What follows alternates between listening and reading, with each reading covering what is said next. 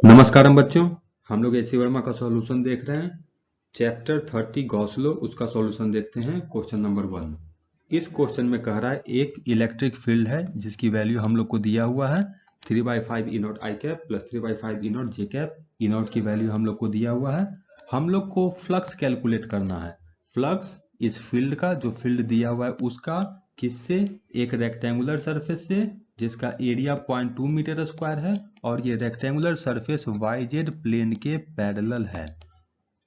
हम लोग को एक प्लेन रेक्टेंगुलर सरफेस है, एक प्लेन जिसका एरिया 0.2 मीटर स्क्वायर है और जो वाई जेड प्लेन के पैरेलल है, उससे फ्लक्स कैलकुलेट करना है इस फील्ड का। एक चीज ध्यान देने वाली बात है कि ये जो फील्ड दिया हुआ है तुमको, ये फील्ड यूनिफॉर्म है, कांस्टेंट है। 3/5 कांस्टेंट, ई नॉट भी कांस्टेंट, आई कैप 3/5 भी कांस्टेंट, ई नॉट भी कांस्टेंट और जे कैप भी कांस्टेंट। इसका मतलब ये फील्ड एक कांस्टेंट फील्ड है, यूनिफॉर्म फील्ड है। कैलकुलेट करते हैं इसको। मान लेते हैं ये इस तरह से एक्सिस है हम लोग का। सुविधा के लिए एक रेक्टेंगल, ये क्यूब टाइप से हम लोग ड्रॉ कर लेते हैं। अब हम लोग को कह रहा है कि प्लेन जो लेना है वो प्लेन वाईजेड सरफेस के पैरेलल होना चाहिए, वाईजेड प्लेन के पैरेलल होना चाहिए। तो वाईजेड प्लेन कौन सा है? मान लेते हैं ये प्लेन है जो वाईजेड प्लेन है। ये जेड एक्सिस हो गया, ये वाई एक्सिस हो गया, तो ये प्लेन जो हो गया ये मेरा वाई जेड प्लेन हो गया। अब हमको कह रहा है इस प्लेन के पैरेलल, तो इस प्लेन के पैरेलल मान लेते हैं इधर ये है। हम लोग को इस सरफेस से कैलकुलेट करना है कि टोटल फ्लक्स कितना होगा। अब इसका एरिया हम लोग को दिया हुआ है 0.2 मीटर स्क्वायर और ई नॉट की वैल्यू हम लोग जानते हैं, इलेक्ट्रिक फील्ड की वैल्यू हम लोग जानते हैं। तो हमको इस से कैलकुलेट करना है कि कितना होगा इस एरिया से। देखते हैं इसको। ये एरिया हम लोग को दिया हुआ है, इस सरफेस से हम लोग को कैलकुलेट करना है कि कितना इलेक्ट्रिक फ्लक्स होगा। अब देखो इलेक्ट्रिक फील्ड हम लोग को ये दिया हुआ है, तो इलेक्ट्रिक फील्ड हम लोग को आई कैप के डायरेक्शन में दिया हुआ है और जे कैप के डायरेक्शन में दिया हुआ है।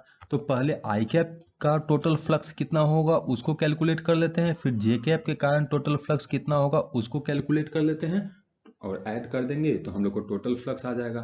फ्लक्स एक स्केलर क्वांटिटी है, वेक्टर की तरह जोड़ने की जरूरत नहीं है। दोनों निकाल कर हम सीधे आई कैप जे कैप के डायरेक्शन में जो इलेक्ट्रिक फील्ड है उसके कारण कैलकुलेट करके हम सीधे स्केलर की तरह उसको ऐड कर सकते हैं। तो सबसे पहले हम आई कैप के लिए कैलकुलेट करते हैं, तो इसको अभी भूल जाओ। मान लेते हैं केवल इतना ही इलेक्ट्रिक फील्ड है, तो फील्ड का डायरेक्शन आई कैप में है, तो कुछ इस तरह से तुम लोग को दिखेगा। ये इलेक्ट्रिक फील्ड हो गया और इसकी वैल्यू हो जाएगी 3/5 ई नॉट और डायरेक्शन आई कैप के डायरेक्शन में दिख रहा है। तो इस फील्ड के कारण जो फ्लक्स आएगा फाई, वो आएगा, फील्ड का स्ट्रेंथ कितना है 3/5 ई नॉट इंटू एरिया। अब ये एरिया है तो एरिया का देखो डायरेक्शन इधर होगा, तो एरिया का डायरेक्शन और फील्ड का डायरेक्शन ये पैरेलल है। अगर इधर भी हम एरिया मान सकते हैं क्योंकि ये प्लेन दिया हुआ है, तो ये एरिया मानेंगे तो फ्लक्स हम लोग को पॉजिटिव आएगा, ये वाला मानेंगे तो फ्लक्स हम लोग को निगेटिव आएगा। तो हम लोग दोनों में कोई भी एज्यूम कर सकते हैं, उसमें कोई दिक्कत नहीं है। अभी ये वाला डायरेक्शन हम लोग एज्यूम करते हैं। तो फाइव होगा 3/5 ई नॉट इंटू एरिया इस प्लेन का, और इस प्लेन का एरिया दिया हुआ है 0.2 मीटर स्क्वायर, तो एरिया ए। तो आई कैप के फील्ड के डायरेक्शन के कारण हमको जो फ्लक्स आएगा वो 3/5 इंटू ई नॉट की वैल्यू दिया हुआ है 2 इंटू 10⁻³ और एरिया हो गया 0.2। ये आएगा हम लोग को 2.4 into 10⁻² newton metre square per coulomb. ये हमको फ्लक्स आया एक्स एक्सिस के फील्ड के कारण। अभी वाई एक्सिस का कैलकुलेट करना बाकी है, तो कैलकुलेट करते हैं। अब ये वाला हटा दो जे कैप के डायरेक्शन में, तो फील्ड देखो कुछ इस डायरेक्शन में है, यहाँ भी इस डायरेक्शन में होगा, यूनिफॉर्म होगा, और एरिया का डायरेक्शन इधर है, इधर मान सकते हैं, इसके अपोजिट मान सकते हैं, अभी इसको मानते हैं।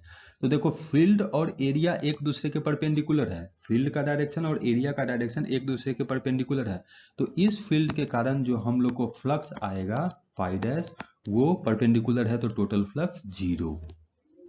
तो इसके कारण जो हम लोग को फ्लक्स आया फाई डैश वो आ गया 0। और इसके कारण जो फ्लक्स आया था phi equal to 2.4 into 10⁻², newton metre square per coulomb. तो टोटल फ्लक्स कितना हो जाएगा? Total flux